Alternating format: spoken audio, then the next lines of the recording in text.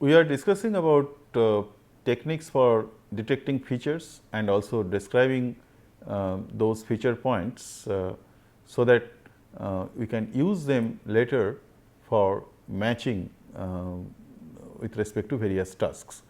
So, let us consider briefly that what is meant by this these operations matching and how actually we can compute it. In our next topic, we will have much more elaboration on these particular computations, but to understand the motivation behind feature detection and descriptions, let us also go through briefly about this computation.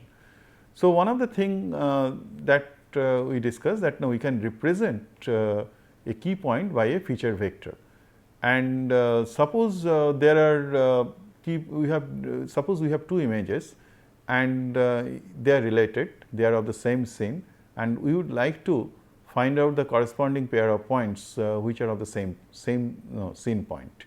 So, these key points which are of the same scene points, they needed to be identified, and they are the descriptors like feature vectors, they are used, they are relevant in that case. And then you can use different distance functions or similarity measures to find out how close these points are, and accordingly you can take a decision. So, for an example, a key point could be represented by a feature vector. In this case, you can see that the fields of the vectors are shown, and there are distance function. For example, if I consider two feature vectors in the same way, so there are different norms which are defined mathematically in this way. So, this is an L1 norm, where you can see it is the sum of absolute differences between the fields of two feature vectors or components of two feature vectors. L2 norm, which is is a common Euclidean distance functions between 2 points or between two vectors, and that is shown in this form, that it is a square of differences of components, and then you sum of square, and then you take the square root. And in general, we can define a distance LP norm, which is for any value of p, you can get a distance function where the difference is raised to the power p, and finally their sum is also taken 1 by pth root of that sum. So, you can see that the special case of LP norm is L1 norm when p is equal to 1, and L2 norm when p is equal to 2. So, using these distance functions, you can find out the proximities between two feature vectors in two particular images, and which are more proximal, we can assign those feature vectors, or the best the closest one can be assigned to a particular feature vector. So, this is the kind of overview of how a matching could be performed using key point descriptors and then compute the corresponding points. So, let us consider different other kinds of descriptors. So, it is not only the point descriptors, sometimes to identify or to detect an object, we require to describe a region instead of a point, and we call those descriptors like patch descriptors, or it could be a texture of a region. So, it could be texture descriptors, or some parts of image or sub image, and representing the whole content of that. So, those are like global descriptors with respect to those regions. So, we will be discussing some of these techniques which can derive these descriptors. So, one of the very popular technique for patch descriptors is histogram of gradient representation. So, this particular method is proposed in 2005, as it is shown in the reference paper here, and you can go through that paper to get the details. So, I will give you a brief overview of this particular technique. So, what is done here, you are computing the horizontal and vertical gradients without any smoothing here. So, you are collecting the gradient statistics like what we did in the SERP descriptor, etc. but here what you are doing over a patch. So, we will be partitioning that patch, and in each patch we will be computing this horizontal and vertical gradients.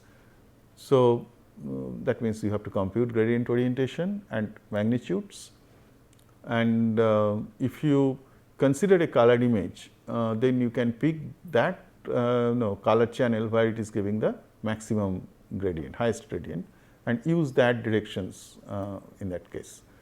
So, typically say if you have a 64 into 128 image, so divide the image into 16 cross 16 blocks of 50% overlap, and then you have say 105 blocks in total. Then each block is partitioned into 2 cross 2 cells with size 8 cross 8. This is typically done in this paper. So, this statistics is taken from this paper. It has been found that this works well for certain object recognition, and it has been found also in other techniques. Then you can quantize the gradient orientation into 9 bins, and you can vote is the gradient magnitude. That means each orientation is qualified or attributed by the sum of their magnitudes, gradient magnitudes along those directions. So, it is like forming a histogram without counting each vector as an unit. We consider their magnitude as the weight of that particular directions, and accumulation of that magnitude gives the corresponding histograms, weights of the histogram.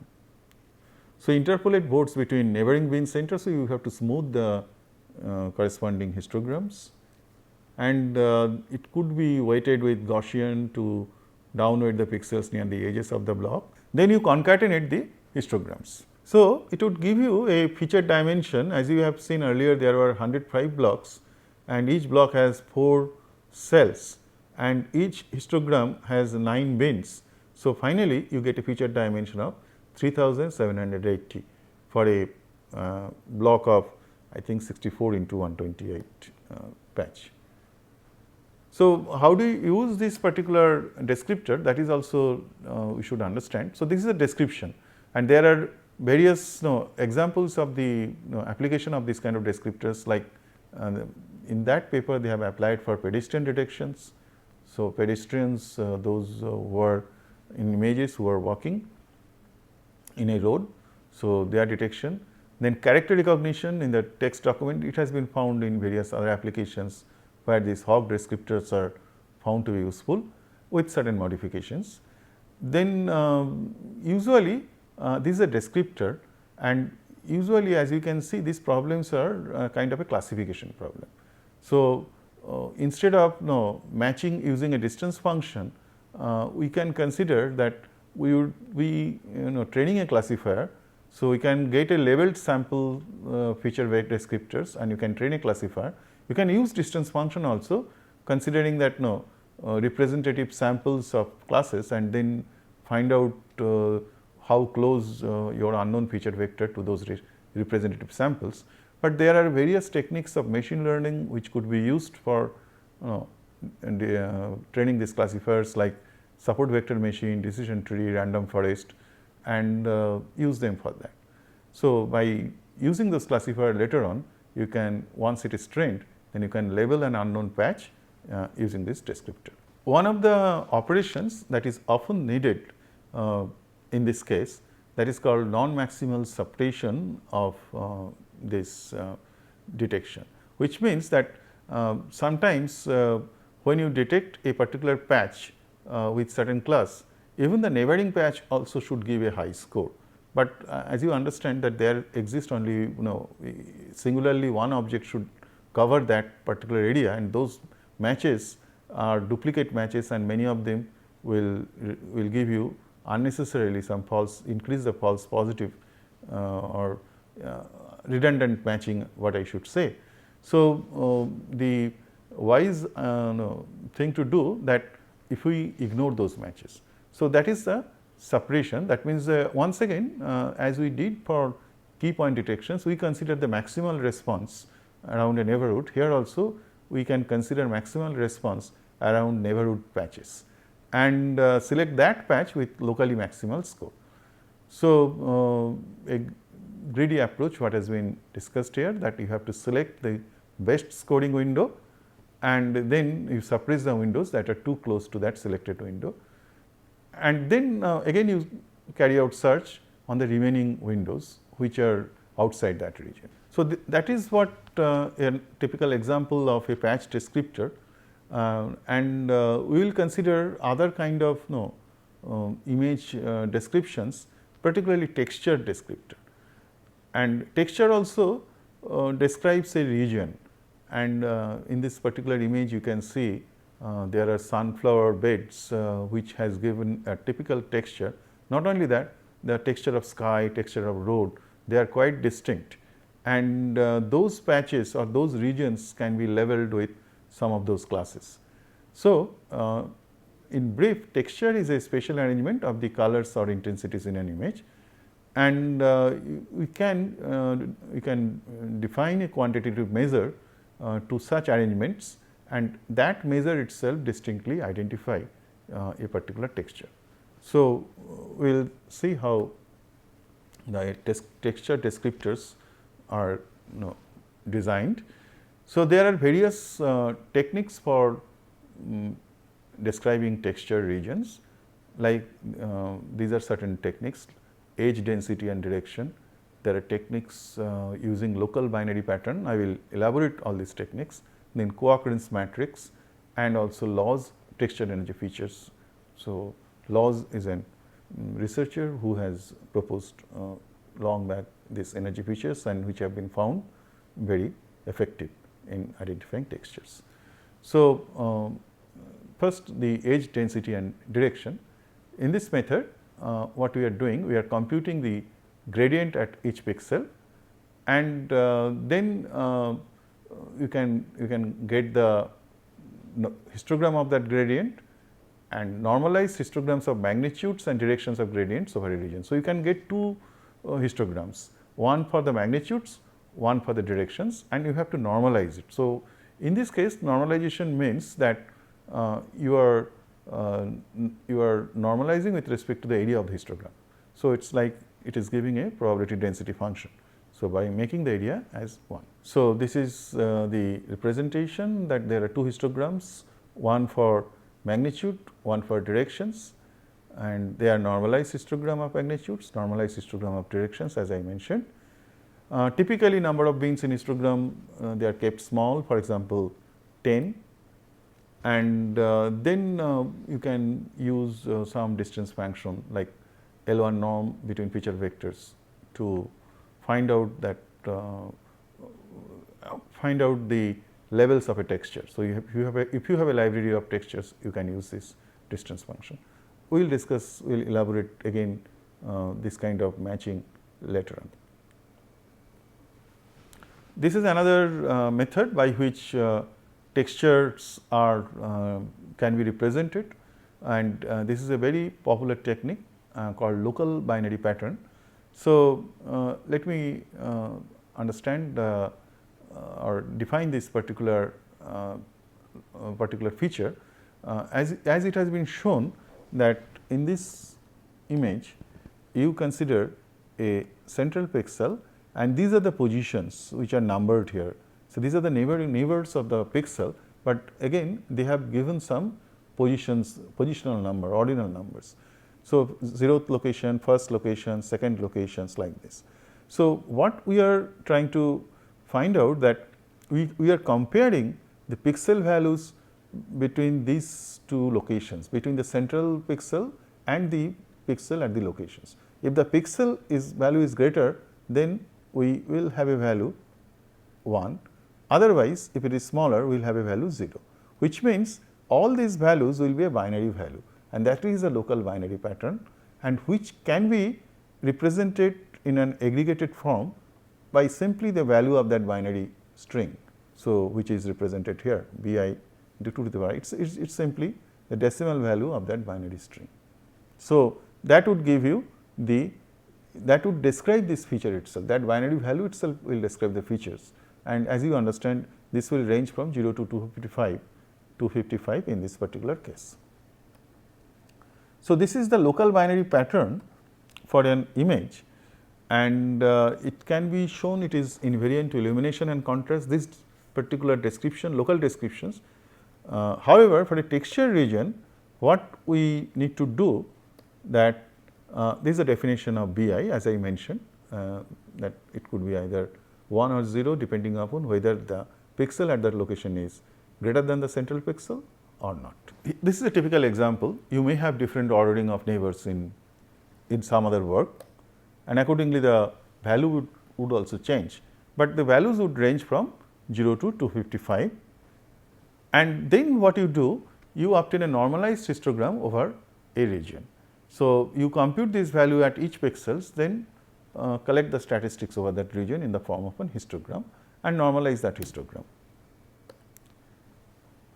You should note that this is not rotational invariant, this description is not rotational invariant. There are different variations of local binary pattern, so that you can make it rotational invariant, and in fact, one of the reference paper has been cited here, that is multi-resolutions grayscale and rotation invariant texture classification with local binary pattern. It was published in the Transactions of Pattern Analysis and Machine Intelligence in 2002. So, I will be briefly describing this particular method, but you can go through this paper and get the details. So, how do you make it rotational invariant? You consider a circular neighborhood of radius r with p pixels at equal intervals of angles. So, instead of having a fixed 3 cross 3 neighborhood, let us extend this definition. You consider any neighborhood of radius r, and then you are selecting p pixels in that neighborhood, which means suppose I have a central pixel c, and then any neighborhood, any radius, if I draw a circle, and then at equal interval I will be selecting p pixels out of this. So, the total number of pixels will be p, and then you consider the local binary patterns, binary pattern at those positions. So, suppose since it is a discrete grid, so if the pixel does not coincide with that particular location because of discrete grid, so you can interpolate. Suppose in a grid it is represented by 2 pixel locations in this continuous form. So, you have to interpolate them. Anyway, the thing is that after those values you can get a local binary pattern value, and those are characterized by these parameters, number of pixels p that has been taken over that circular neighborhood, and also the radius. So, typically the ordinary local binary pattern what we defined in the previous case, that would be the same when the radius is kept as 1 and when the number of pixel is kept as 8. Now, the rotational invariant LBP is defined that you consider the rotation of this binary string on those locations p, that you perform rotational right rotation operations for example, and in every rotation you compute whatever the value, decimal value you get, and the minimum one you will be choosing. So, finally, as you can see, even if you rotate the image, the same value will be there, because you are always taking the minimum out of all possible rotations. So, that is how you make it rotational invariant. So, you are performing a circular bitwise right shift operations for this rotation, and it has been found, it has been shown that there are 36 distinct values if I consider a rotation invariant of the representation when radius is 1 and p value is 8. There is another variation, instead of choosing all sorts of local binary pattern, in this case we will be considering only those pattern which we will consider uniform, and rest of them would be put in a separate in the same class or in a separate class. So, which means there will be exactly p plus 1 classes when we define the uniform pattern in this way, that it is the pattern where there is not more than 2 spatial transitions in the bit sequence.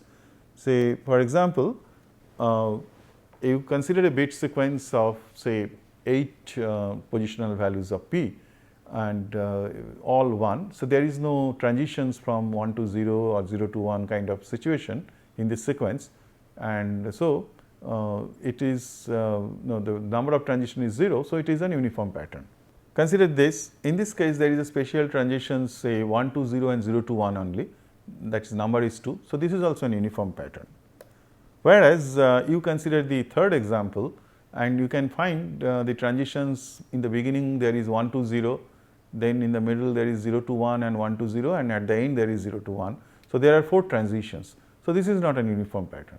So, now how do you define the LBP in this case, rotational invariant, that you are considering only those pattern which is uniform, you are taking their rotation invariant value.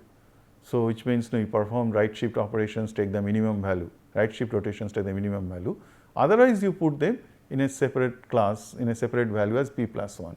So, in this way there could be at most p plus 2 distinct values. So, you have to use rotation invariant value by computing minimum applying ROR operator. So, it has been found there are 9 uniform patterns in the number inside them that correspond to their unique codes. So, these are certain examples which have been shown in that paper itself.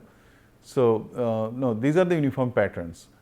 See, rest of them will be non-uniform, and no, you get 9 plus 1. So, in total there will be 10 distinct classes. So, if I take the histogram of this local binary patterns, there would be only 10 bins in this case. And also this could be further augmented by other rotational invariant measures or other measures which would make it intensity invariant. So, local variance of intensities can be considered for uniform pattern.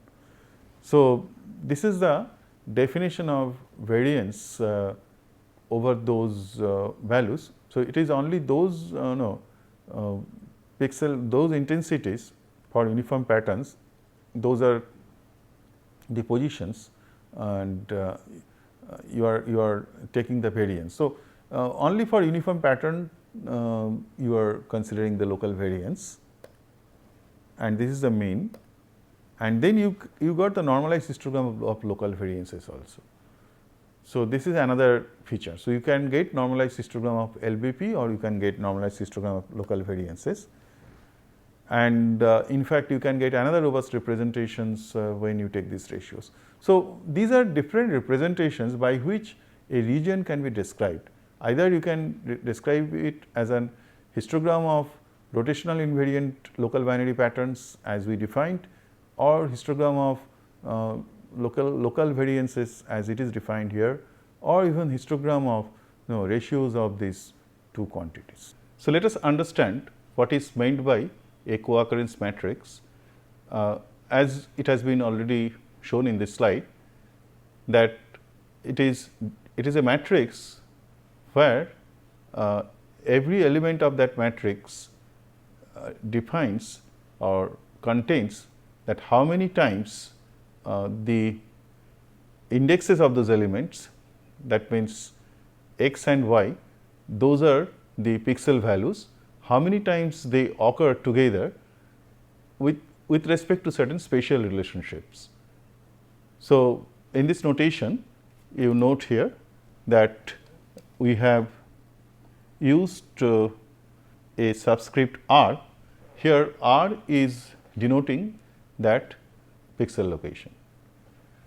So, for an example, we consider this, that suppose there are two pixel p and q which is shifted by a translation vector a b, then the pixel values, that means if they are intensity values, then x is intensity values at location p and y is intensity value at location q, and an occurrence of x y that would be considered, that would be counted in this case. So, now throughout the image you find out any pixel location. So, let me explain once again. Suppose you have an image and suppose this is P and this is Q, and there is a horizontal and vertical shift A and B, that is a translation term. So, this is how the P and Q is located. So, if I take another pixel, say L, then once again its corresponding pixel L prime would be here, which is also shifted by the same amount. So, in that case we will consider what is the intensity values at L and L prime, and this pairing will be considered. That would provide you the corresponding statistics of how many times these pairs have occurred. So, it is the frequency distribution of all such pairs. So, suppose in an image there are 256 levels. So, you will get 256 square such pairs, and for each combination you have to find out how many times that combination occurs throughout the image. So, when you have a matrix in this form, that means ijth element of that matrix denotes the pixel value I and pixel value j in corresponding locations with satisfying the spatial relationships between those locations throughout the image is how many times that has occurred. So, this will give you the frequency distribution. That is how the co-occurrence matrix is defined. So, this is also explained here. So, if I considered a relationship R where there is a translation of A and B as we denoted. So, number of cases in an image where I p equal to x and I p plus t, which is the translation vector A b, that is equals y. So, let us work out a simple case from where we will be able to understand this particular relationship in a better way. Consider a small image, a 4 cross 4 image, and the image has only 2 levels, which is 0 and 1. You can see this is the image, this one is the image, and this is the pixel values at every location of the image, which is a 4 cross 4 array.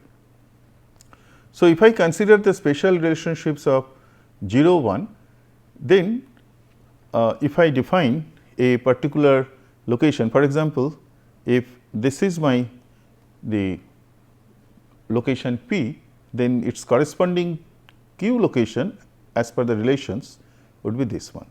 So, we will be considering the pairing value 1 0. So, this denotes the value of the location P or the originating location or the reference location if I say, and this is the other second locations in that couplet. So, this denotes those values of second location. So, if I say it is 1 0, so 1 and 0, so there will be a count for this one. So, in this way let us see what are the locations where 1 0 has occurred. So, this is 1, this is another instance where which satisfies this relationship. So, we can take this, then I think that is all. Let us consider the other cases. Say this is 0 0. So, we will take this, this is also 0 0, we will take this, we will go on doing this thing. So, this is 0 1, so 0 1, this one, this is 1 1, so 1 1, this one. We have already considered this location, this is 0 1, so 0 and 1, this one, this is 1 1, this one. Similarly, this value is 1 1. Now, this has been already considered. Say this is 0 0. So, 0 0 will be this one, this is 1 1, 1 1 is this one, oh not sorry, this one is 1 1. So, there was 1 1 earlier, then this is 0 0. So, now you count how many times it has occurred. This has occurred 4 times, this has occurred 2 times, 2 times, 4 times.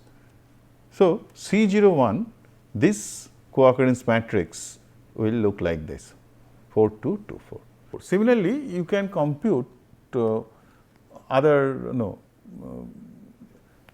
you can also compute the other frequency distributions, and which will give you these are the values that you can find out. That so, every different positional relation will have a different co-occurrence matrix. So, depending upon small r, that means depending upon the definition of the your coupling locations, coupled locations of the pixel, you get a different co-occurrence matrix. And this set of co-occurrence matrices, they represent a texture feature. You can normalize this co-occurrence matrix by dividing them by their sum of frequencies in a matrix, or you can also modify the definition by using symmetric co-occurrence matrix. That means, you can consider the directions in the opposite directions also, say shift A B again minus A minus B, like 0 1 0 minus 1, and find out the counts at for each case, and then aggregation of those counts will give you a co-occurrence matrix for each element of that matrix. So, from this co-occurrence matrix, you can define different features, and those features can describe a region. So, co-occurrence matrix is not just describing region. From the co-occurrence matrix, different measures can be defined, like correlation measure. So, we can see that this is a normalized correlation measure, which means it is weighted by the corresponding value of the co-occurrence matrix. So, you can get as you know the correlation feature, you get the covariance of x and y locations that and divided by their standard deviations, product of such standard deviations, that is a correlation standard definition. NRXY is the weighted covariances. NRXY is the normalized co-occurrence value with relation R. So, these are the mean and standard deviation of row sums. These are the mean and standard deviation of column sums. So, this is how this is defined. So, it is row sums and column sums, and this is how the fx row sum is defined, NRXY y and NRX. So, this is a typical definition of correlation in this case. So, in this way you can define many other features, and you can represent them by a feature vector. The last technique which I will be discussing for texture representation is loss texture energy features. I have already cited the paper which you can go through. It is a very old paper in 1980, but these features are found to be very effective. So, how these features are computed? There are set of 9 5 cross 5 masks which used to compute this texture energy. So, let us define how these 9 masks are derived. In the base level, you can see there are 4 one-dimensional masks, one-dimensional filters, and their element is there are 5 such elements of the filters. That is why these abbreviations L5, E5, S5, R5, those are denoted here, and each one has its purpose of computations. If you have a one-dimensional filtering, you can see that L5 it is just performing an weighted smoothing, whereas E5 it is performing a gradient computations along the x direction, -1, -2, 0, 2, 1. In one dimension it is computing the gradient directions. So, spot S5 is computing spot, which means the central pixel is the higher one, and then you are taking the differences. It is a center surround model. So, you are masking the surroundings. Surrounding excitations or surrounding responses are subtracted from the central response. That and R5 is a ripple, it is also given by this particular mask. Now, this is for one dimensional computations, but when you do it for 2 dimension, then you perform outer product of any pair. So, outer product we know that it is a product of these matrices. So, if I represent them in the form of a column vector, say all these vectors I can represent as a column vector, then outer product is the column vector into a row vector. Suppose the outer product of E5 L5 will give you E5 L5 transpose. Say this is one example of outer product of E5 and L5 transpose, and this will give you a mask, and then you perform the convolution with the corresponding texture.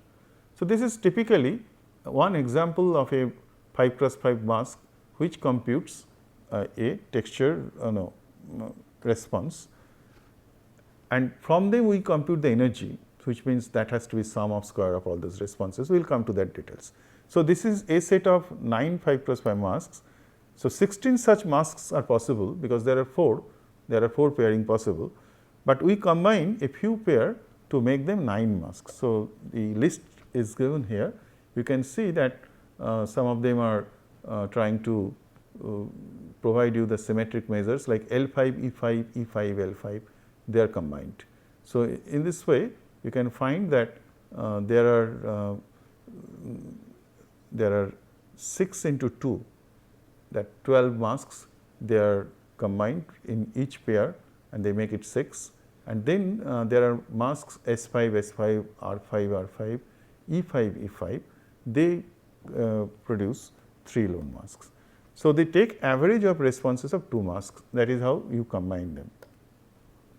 So, finally, as a representation, these are the steps that you have an input image, then you can subtract the local average at each pixel, convolve with 16 masks, compute energy map for each channel, then combine a few symmetric pairs to 9 channels. So, you have a 9 dimensional feature space. That means, every pixel in that textured region has a 9 dimensional vector representation. So, this is a 15 cross 15 window, and this is a sum of absolute values in a 15 cross 15 window, and these are the masks which are combined. Some of the use of texture descriptors like detection of object patches, it is represented by textured patterns, then segmentation of images and classification or matching. Usually the problem is considered as a classification problem as object detections with using the region descriptors. Here also we can generate a library of labeled feature descriptors, and then you can detection of classes using class labels. Here also you can use different classifiers. You can use matching to the nearest texture descriptors using a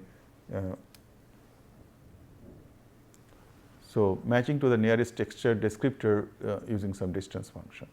So, with this let me stop here where we have discussed different kinds of region descriptors, and we will continue this discussion still. We will be discussing how globally also an image could be represented by a feature descriptor. So, let us stop at this point. Thank you very much.